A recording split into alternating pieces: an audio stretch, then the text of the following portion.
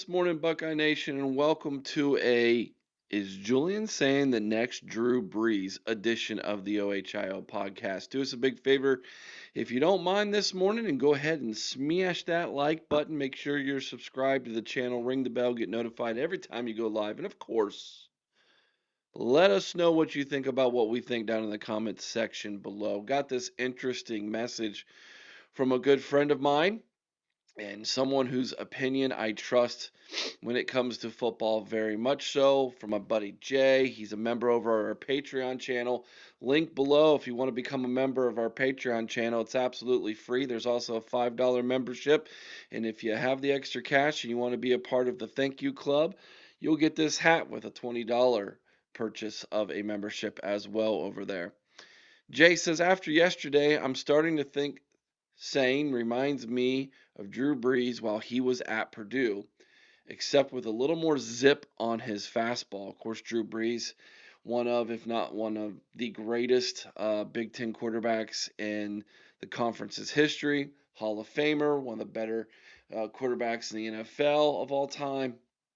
And as far as smaller quarterbacks, I would say he's probably the greatest of all time, in my opinion, at least in the common era or in the recent years since I was watching football.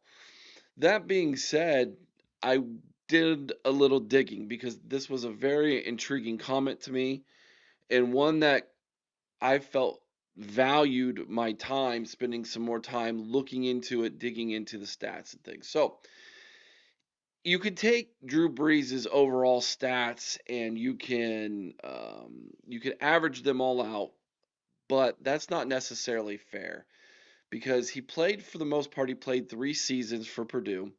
He got in a little bit his freshman year, 1997. 98 through 2000, he was the starter there in West Lafayette.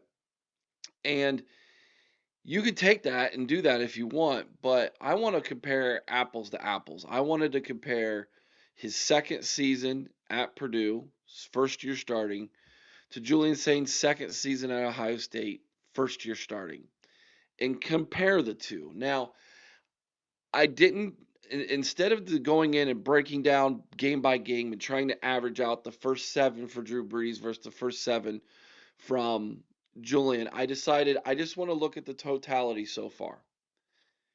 And the reason being is that there's so many little nuances and ways to break down this argument to disprove or to build up your narrative or disprove it, because you can get statistics to say just about anything, and I understand that. So I just wanted to look at the two of them, okay? And I created this graphic for everybody to check out. So let's go ahead and throw that up on the screen for everybody. So sophomore year of Drew Brees in 1998 versus second year season for Julian Sayin 2025 at Ohio State. These are the total numbers so far for Julian Sayin and the total numbers for Drew Brees in 1998. You can extrapolate these numbers over the course of a season for Julian Sayin, and you're going to get what could be very close to what it might end up being. But instead of doing that, like I said, I just want to look at them, just compare them, because I thought this was such a great comparison Jay made. I just wanted to look at the stats on it. So here's what they are. Looking at Drew Brees in 1998 as a true sophomore, 336 total completions, 516 attempts for 3,753 yards. Julian Sayin so far on 195 attempts, so much less than what Drew Brees had totality. I mean, you look at somewhere in the ballpark of just under 400 attempts for Julian Sayin.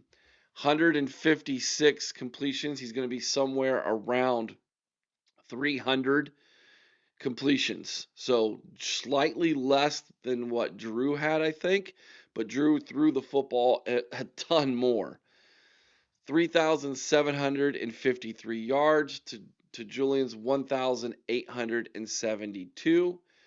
I think they're going to be very close. I think Julian will be slightly less than Drew in total yards. But given those numbers, look at the completion percentage too. Drew Brees is at 65.1% in 1998 as a sophomore. Julian is at 80%. Now, I'm not going to lie to you. There are some things that go into that, and we'll go back to the stats in just a second. Drew Brees did not have in 1998 Carnell Tate, Jeremiah Smith to throw the football to. Not to mention a plethora of up and coming 5-star receivers that'll eventually crack the starting lineup at Ohio State who are getting a little bit run right now in the depth chart. Nor did he have Max Clare at tight end, Will Kasmerick to throw the football to. Like it's not even a comparison. Okay, so Julian Sayin is taking advantage of the NFL talent that is surrounding him at the skill position. Understood. Okay, I get that. So for the Purdue people who are going to be like, dude, Drew Brees would have had even better numbers if he would have had more talent. I understand that. I get that. Okay, but I'm just saying. I didn't do that on purpose. That Julian's numbers are not normal. Okay, that completion percentage is incredible. It is one of the highest in college football history. He's got 5 games to keep that up in the regular season to basically be at the top of this thing in his first year starting, mind you. Okay, back to the numbers. 19 touchdowns so far for Julian, 3 interceptions. Again, he's going to come pretty close to that 36 number that Drew had. Where he's not going to come close, hopefully, knock on wood, the interceptions. Drew Brees had 17 interceptions as a sophomore. They were just throwing the football every single play. I mean, let's just be honest. That Joe Tiller offense was just let's put it up. Put it in Drew's hands and put it up. We ain't running the football. And Julian he's got a coaching staff that is trying, albeit slamming their head against the wall currently, of establishing a run game at this point. And he's still thrown 19 touchdowns to only 3 interceptions. That number is much more impressive at this point in the season, in my opinion, than what Drew Brees has accomplished. QB rating. Look at this. I mean, this is incredible. 189.7 for Julian, 142.6 for Drew. And of course, I highlighted underneath that these statistics are 7 games in for Julian, 12 games in 1998 for Drew Brees.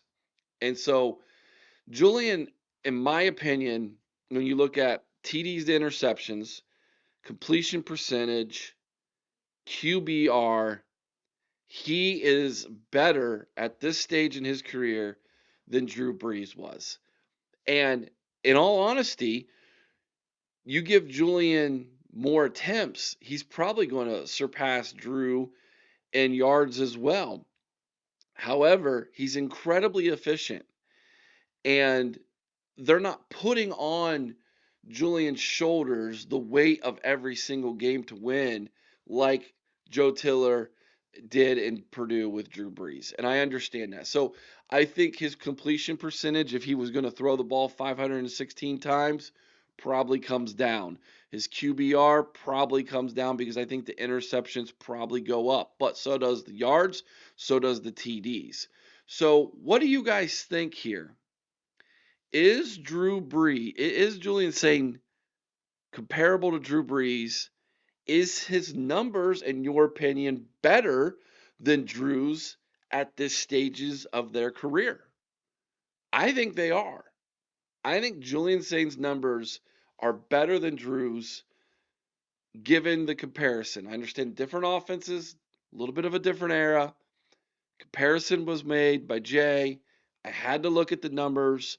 I need to know what you all think about those numbers this Monday. Are they comparable? Is Julian slightly ahead of Drew at this point? Do you like that comparison? Love to know what you guys all think about that. This morning's Bible verse for all of you heading out for a Monday. Isaiah 43:5 is the scripture our pastor read last evening. Fear not, for I am with thee. Good to know we're never alone. Have a great Monday, everybody. We will be back tonight, 8 o'clock Eastern, call-in show. Don't miss it. Would love to get some new callers calling in, get some fresh takes from all of you in Buckeye Nation. You can give us a call tonight, and we would love to talk to you, 8 o'clock Eastern, right here on the call-in show. And if you've never attended before, I highly recommend you do. It literally, you can dial us up on your phone.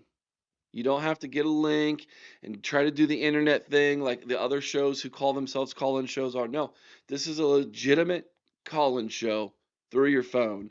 And we're the only one in Buckeye Nation doing that. So make sure you come back tonight, be a part of that. 567-483-1999 is the number for the call-in show. We'd love to hear from you. Let me know what you think about what I think down in the comment section below. Have a great Monday, everybody. Be kind to one another. I owe someone's OH, and Carmen I with all your heart. Y'all know what to do. Go Bucks.